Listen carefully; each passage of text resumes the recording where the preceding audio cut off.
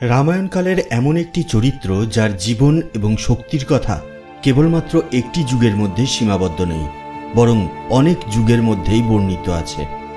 যার বর্ণনা কেবলমাত্র রামায়ণ এবং মহাভারতের মধ্যেই করা হয়েছে এমনটা নয়, বরং সত্যযুগের বিভিন্ন কাহিনীতেও তার বর্ণনা পাওয়া যায়। যিনি ভগবান বিষ্ণুর মৎস্য অবতার ছাড়া অন্য সমস্ত অবতারের সময়েই বর্তমান ছিলেন। এই কাহিনী এক ভাল্লুক রাজাকে নিয়ে, যিনি ভগবান রাম এবং ভগবান কৃষ্ণ দুজনের জন্মের সময়ই উপস্থিত ছিলেন। বন্ধু, আজকে আমরা জানব জাম্বুমান সম্বন্ধে, তার দিব্য জন্ম এবং তার জীবনের সঙ্গে জড়িত বিভিন্ন কাহিনী সম্পর্কে। কেমনভাবে একটি অভিশাপের কারণে সে খুব তাড়াতাড়ি বৃদ্ধতে পরিণত হয়, আর এই প্রশ্নের উত্তর জানব যে জাম্বুমান কি এখনও জীবিত আছেন। তার সঙ্গে এটাও জানব যে কেমনভাবে বিভিন্ন যুগে সে তার বুদ্ধিমত্তা এবং শক্তির প্রদর্শন করেছেন। বন্ধু, অদ্ভুত অথচ বাস্তবের আরও একটা নতুন এপিসোডে আপনাকে জানাই স্বাগতম। আপনি যদি আমাদের চ্যানেল এখনও সাবস্ক্রাইব না করে থাকেন, তাহলে ঝটপট আমাদের চ্যানেল সাবস্ক্রাইব করে নিন, আর আমাদের চ্যানেলের সমস্ত ভিডিওর নোটিফিকেশন সবার আগে পাওয়ার জন্য পাশে থাকা বেল আইকন প্রেস করতে ভুলবেন না। তাহলে চলুন শুরু করা যাক আজকের ভিডিও।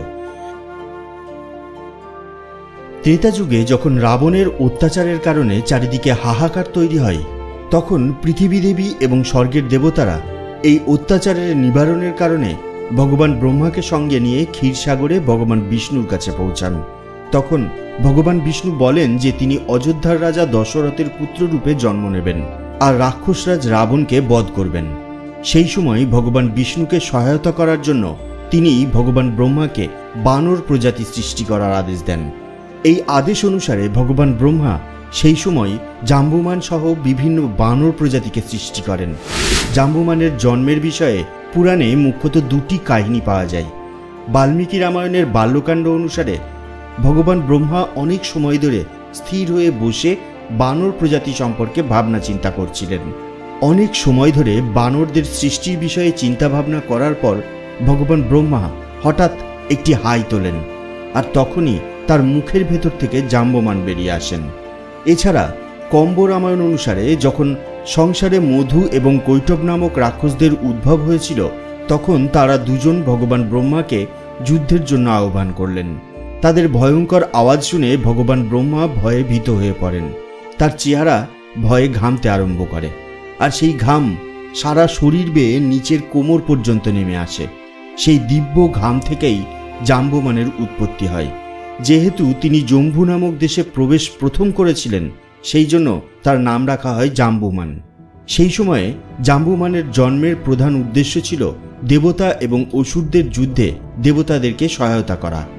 বন্ধু, আপনারা অনেকেই আমার ভিডিও দেখেন, কিন্তু সেখানে কমেন্টস করেন না, বা কি কমেন্টস করতে হবে সেটা বুঝে উঠতে পারেন না। এই জন্য আজকে আপনাদের কমেন্ট করার বিষয়টা একটু সহজ করে দিই। আমি বলি যে এই ভিডিও দেখার আগে আপনারা ঝটপট লিখে ফেলুন জয় শ্রীকৃষ্ণ অথবা জয় শ্রীরাম, আর এর সঙ্গে লিখে ফেলুন আপনার নাম আর আপনার জায়গার নাম। তার সঙ্গে অবশ্যই আমাদের ভিডিওটাকে লাইক করতে ভুলবেন না। আমাদের আগের ভিডিওতে যারা কমেন্ট করেছেন তাদের মধ্যে আছেন শিলিগুড়ি থেকে দেবাংশু গোস্বামী, খর্দা থেকে মানিকলাল চক্রবর্তী, পশ্চিম মেদিনীপুর থেকে স্বপন বেরা, দক্ষিণ দিনাজপুরের বুনিয়াদপুর থেকে রঞ্জিত ঘোষ ও আরও অনেকে। তাহলে চলুন শুনে নিই আজকের ভিডিওর পরবর্তী অংশ। জাম্বুমানের জীবন বিভিন্ন যুগে ছড়িয়ে আছে, আর তিনি ভগবান বিষ্ণুর বিভিন্ন অবতারের সাক্ষী থেকেছেন। বামন অবতার থেকে শুরু করে ভগবান শ্রীকৃষ্ণ অবতার পর্যন্ত। জাম্বুমান যে কেবল এই দিব্য অবতারদেরকে দেখেছেন তা নয়, তিনি তাদের সঙ্গে বিভিন্ন রকম দৈবিক কার্যকলাপেও অংশ নিয়েছেন। যখন ভগবান বিষ্ণু মধু ও কৈটব নামক রাক্ষসদের সঙ্গে যুদ্ধ করছিলেন, তখন জাম্বুমান সেখানে উপস্থিত ছিলেন। তিনি সেখানে তালি বাজাতে বাজাতে এই যুদ্ধের আনন্দ উপভোগ করেন, আর এই যুদ্ধের শেষে ভগবান বিষ্ণু মধু ও কৈটবকে বধ করেন। তার আসল বয়স কেউই জানেন না, কারণ তার জন্ম কোন সময় হয়েছে সেটা নিয়ে আজও দ্বন্দ্ব আছে। রামায়ণের ঘটনার সময় তার আয়ু বা বয়স 6 মন্বন্তর বলা হয়েছে। জাম্বুমানের জন্ম সত্যযুগে হয়েছিল, আর তিনি ত্রেতাযুগ এবং দাপর যুগেও জীবিত ছিলেন। তিনি রামায়ণ এবং মহাভারতের মহত্বপূর্ণ ঘটনায় অংশ নিয়েছিলেন। তিনি তার বুদ্ধিমত্তা এবং শক্তির দ্বারা ধর্মের রক্ষা করেছেন। একটি কাহিনী অনুসারে যখন জাম্বুমান যুবক ছিলেন তখন তিনি নিজের চোখে সমুদ্র মন্থন দেখেছিলেন। আর এই ঘটনায় তার উপস্থিতি এটাই প্রমাণ করে যে তিনি সত্যযুগেও উপস্থিত ছিলেন। তিনি দেবতাদের থেকে রোগ নিবারণকারী বিশল্যকরণের বিষয়ে জানতে পারেন। পরে তিনি এই জ্ঞান ব্যবহার করেন আর এই জ্ঞান তিনি হনুমানকে প্রদান করেন। জাম্বুমানের জীবন বা আয়ু অত্যন্ত লম্বা ছিল, আর তার জীবন কেবলমাত্র একটি যুগের মধ্যে সীমাবদ্ধ ছিল না, বরং সত্যযুগ, ত্রেতাযুগ এবং দাপর যুগেও তিনি উপস্থিত ছিলেন। মনে করা হয় জাম্বুমান অমর এবং কলিযুগের সমাপ্তির সময় কলি রাক্ষসকে বধ করার জন্য কল্কি অবতার তথা 7 জন চিরঞ্জীবীর সঙ্গে তিনিও প্রকট হবেন। কম্ব রামায়ণ অনুসারে জাম্বুমানের জন্ম তখন হয়েছিল যখন কোনো ব্রহ্মাণ্ড বা সময় কিছুই ছিল না। এই জন্য তার বয়স অথবা জন্মতিথি সম্পর্কে কোনো খোঁজ নেওয়া সম্ভব হয়নি। ত্রেতা যুগে অর্থাৎ ভগবান শ্রী রামের সময়ে তার বয়স 6 মন্বন্তর আর 164 চতুর্যুগ বলা হয়েছে। মনে করা হয় যে বর্তমান যুগ 7ম মন্বন্তরের 28তম চতুর্যুগ। এই বিষয়ে বলা খুবই কঠিন যে জাম্বুমান আসলে বানর ছিল নাকি ভাল্লুক ছিল, তবে সাধারণভাবে তাকে একজন বৃদ্ধ ভাল্লুক হিসেবে চিত্রিত করা হয়েছে, কিন্তু কিছু ভারতীয় গ্রন্থতে তাকে একজন বানর হিসেবেও চিত্রিত করা হয়েছে। বাল্মীকি রামায়ণে জাম্বুমানকে কখনো বানর আবার কখনো ভাল্লুক হিসেবে উল্লেখ করা হয়েছে।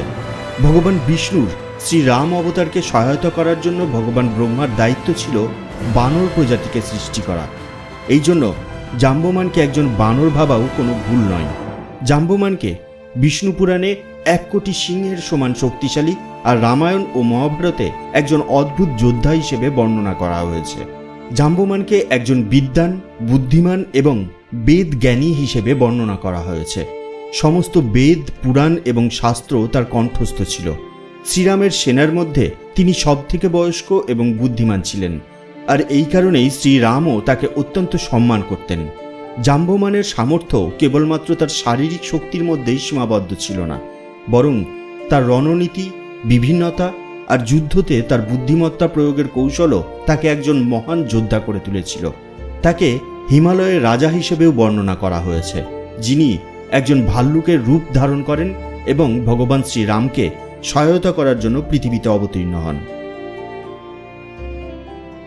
পৌরাণিক কাহিনী অনুসারে বামন অবতারের সময়কালে জাম্বুমান তার যুবক অবস্থায় বর্তমান ছিলেন এবং তিনি অত্যন্ত বলশালী ছিলেন। যখন ভগবান বামন তার 2 পা দিয়ে 3 লোককে নিজের অধীনে করে নেন, তখন তিনি স্বয়ং এই দিব্য ঘটনা প্রত্যক্ষ করেন।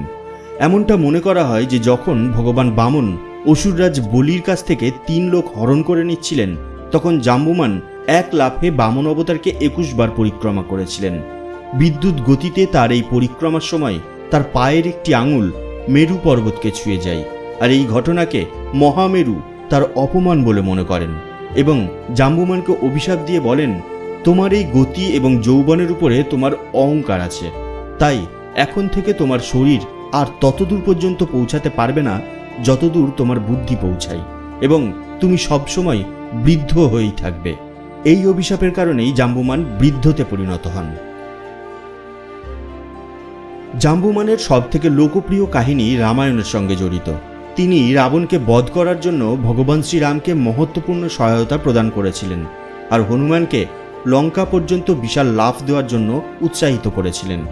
যখন লক্ষ্মণ যুদ্ধতে আহত হয়ে পড়েন, তখন জাম্বুমান নিজের জ্ঞানের সাহায্যে সঞ্জীবনী বুটি খোঁজার জন্য হনুমানকে সহায়তা প্রদান করেন। হনুমানকে তিনি বলেছিলেন যে সঞ্জীবনী বুটি কোথায় পাওয়া যাবে এবং সেই বুটিকে কিভাবে চেনা সম্ভব। জাম্বুমান আর হনুমানের মিত্রতার বিষয়েও রামায়ণে একটি জনপ্রিয় কাহিনী আছে। যখন বানর সেনা জানতে পারে যে মাতা সীতাকে খোঁজার জন্য সমুদ্রে সেতু নির্মাণ করার প্রয়োজন, তখন তারা অত্যন্ত দ্বিধায় পড়ে যায়। এই বিষয়ে বিভিন্ন বানর কতটা লাভ দিতে পারে সেই বিষয়ে আলোচনা করেন, আর তাদের মধ্যে কেউ কেউ বলেন যে তারা সমুদ্র পার করতে পারবেন কিন্তু পুনরায় ফিরে আসতে পারবেন না। সেই সময় হনুমানকে চুপচাপ দাঁড়িয়ে থাকতে দেখে জাম্বুমান পবনপুত্র শ্রী হনুমানের সঙ্গে কথা বলেন আর তাকে তার শক্তি এবং সামর্থ্যের বিষয়ে মনে করান। একজন ঋষির অভিশাপের কারণে মহাবলী হনুমান তার শক্তি এবং সামর্থ্যের বিষয়ে সমস্ত কিছু ভুলে গিয়েছিলেন এবং ধীরে ধীরে হনুমানকে তার অতীত সম্বন্ধে মনে করান জাম্বুমান।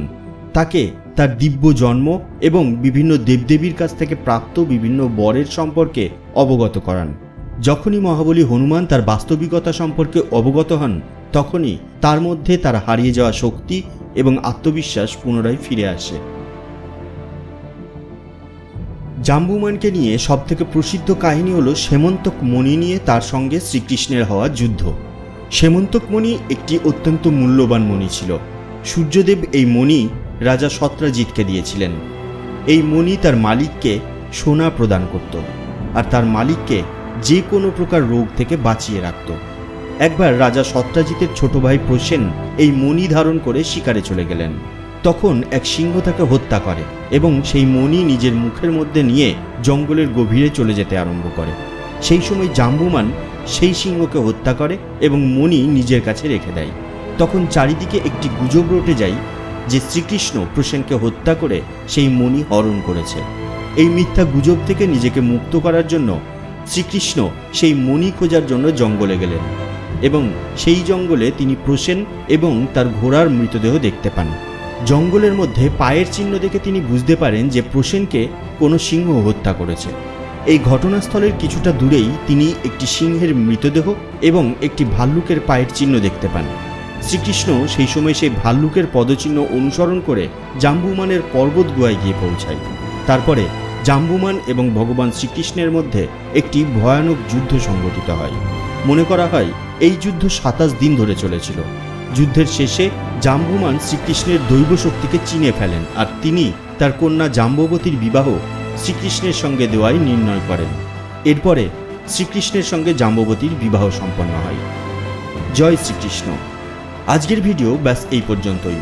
আমাদের আজকের ভিডিও আপনার কেমন লাগলো সেটা নিচের কমেন্ট বক্সে কমেন্টস করে জানিয়ে দিন।